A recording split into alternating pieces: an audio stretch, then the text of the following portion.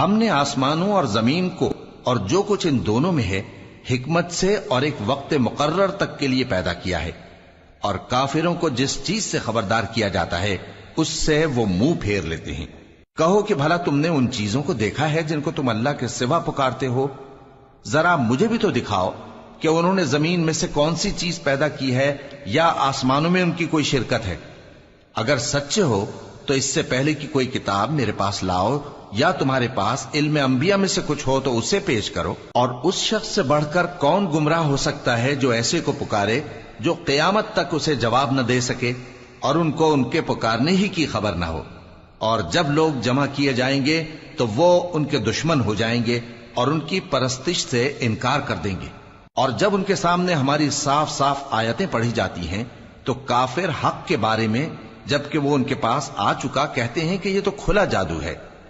کیا یہ لوگ کہتے ہیں کہ اس پیغمبر نے اس کو از خود گھڑ لیا ہے؟ کہہ دو کہ اگر میں نے اس کو اپنی طرف سے بنایا ہو تو تم اللہ کے سامنے میرے بچاؤ کے لیے کچھ اختیار نہیں رکھتے۔ وہ اس گفتگو کو خوب جانتا ہے جو تم اس کے بارے میں کرتے ہو، وہی میرے اور تمہارے درمیان گواہ کافی ہے، اور وہی تو ہے بڑا بخشنے والا مہربان۔ کہہ دو کہ میں کوئی انوکھا پیغمبر نہیں ہوں، اور میں نہیں جانتا کہ میرے ساتھ کیا سلوک کیا جائے گا اور تمہارے ساتھ کیا کیا جائے گا۔ میں تو اسی کی پیروی کرتا ہوں جو مجھ پر وحی آتی ہے، اور میرا کام تو علانیہ خبردار کرنا ہے۔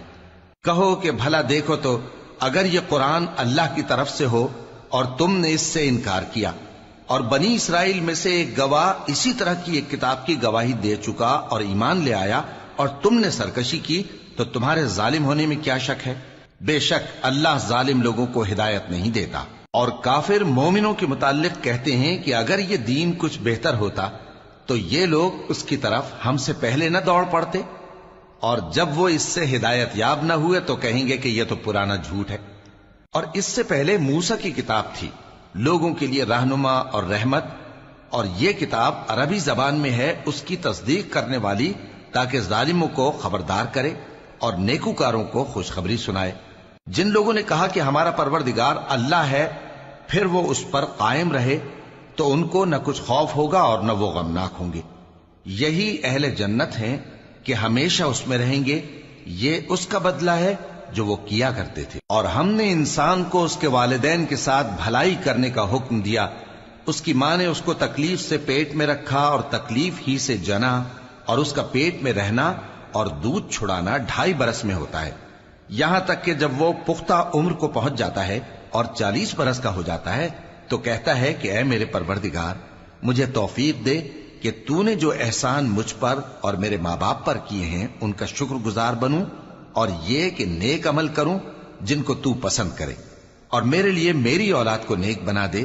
میں تیری طرف رجوع کرتا ہوں اور میں فرما برداروں میں ہوں۔